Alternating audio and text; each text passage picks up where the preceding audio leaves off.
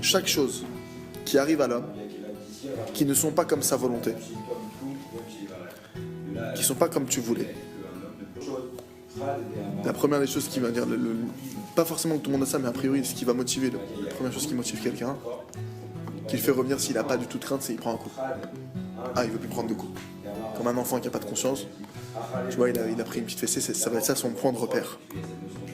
Après, avec le temps, cet enfant-là, il va pas à chaque fois obéir à ses parents parce qu'il a peur de se prendre une claque.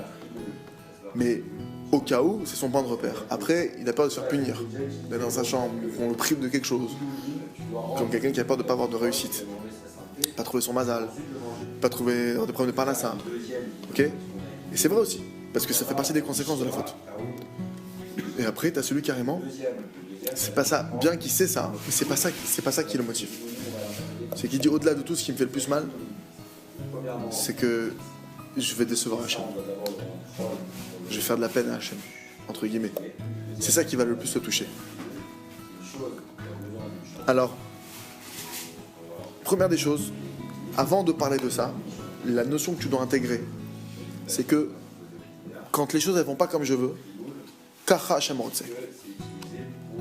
La crainte, avant de parler de crainte, avant de parler d'intellect ou de choses élevées, la première des choses qu'un homme il doit intégrer, c'est que si les choses ne vont pas comme tu le désires, et en réalité, dans nos journées, il y a des milliards de trucs qui se passent qui ne sont pas comme on veut, première des choses que tu dois savoir, comme ça Hachem il veut. Hachem il a décidé comme ça, point. Il sait ce qu'il fait Hachem, et tout ce qu'il fait c'est pour le bien. Zéro. C'est une grande règle. La foi, d'accord, ça doit être toujours Bereshit HaMachshava. C'est le commencement de ta pensée, le commencement de ta réflexion, c'est la foi. La première des choses sur lesquelles tu te bases. Comme c'est écrit, Reshit Chochma. C'est quoi le début de la sagesse? C'est quoi le début de la Chochma? Le premier appel de la Chochma? Yirat Hashem. La crainte du ciel. Mais quand on dit la crainte du ciel, c'est pas forcément la crainte dans le sens craindre, ça peut être aussi Yirat dans le sens lirot, de voir Hashem. Comment tu fais pour continuer? Hashem il a voulu comme ça. Mais d'où tu sais? Je sais que c'est Hashem ça. Ça c'est Hashem qui a fait ça. Il a ses raisons. C'est pas comme je veux, etc. Et d'ailleurs, petite parenthèse sur préparation sur Pessah. Pessah, tu vois que là-bas, on arrive, on nous demande de manger du karpas, du maror. On nous demande de manger des choses qui sont, dans le sort de Pessah, des choses qui sont désagréables. Des herbes amères, des trucs salés, des trucs qui sont pas... On est libre, je comprends pas, on est des rois, on n'est pas censé manger des choses comme ça.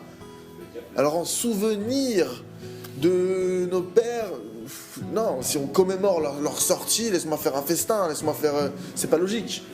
Que la commémoration de la sortie d'Égypte, qui est Géoula, la délivrance, je la commémore. La chose qui représente la commémoration, c'est quoi? C'est le Seder de Pessah, le plateau de Pessah. Et dans ce plateau, c'est quoi? C'est les herbes amères de l'asservissement qu'on a eu. C'est toutes ces choses-là. Pourquoi? Parce que... Pourquoi c'est si important de se rappeler de la souffrance? Et parce qu'en réalité, tu sais où est-ce qu'on sait que tu as la foi en Dieu? C'est dans les épreuves. C'est là où on te teste. C'est là spécialement que tu dois... C'est ça que tu fêtes. Maintenant, Hachem, il t'envoie au début des épreuves un petit karpas, un petit maror. Il t'envoie un petit truc. Est-ce que là, maintenant, oui ou non, t'as la foi? Avec des petites choses. Et le Seder de Pessah, c'est quoi? C'est quoi la notion de l'ordre de Pessah? Parce qu'en plus, il y a écrit... Pourquoi ça s'appelle le Seder de Pessah, l'ordre de Pessah? Parce que l'ordre qu'Hachem, il te demande d'avoir, c'est l'ordre que lui, il veut de toi. La preuve, tu vois bien que toi, si tu avais choisi ton ordre, ah non, moi j'aurais mis damrout, caviar.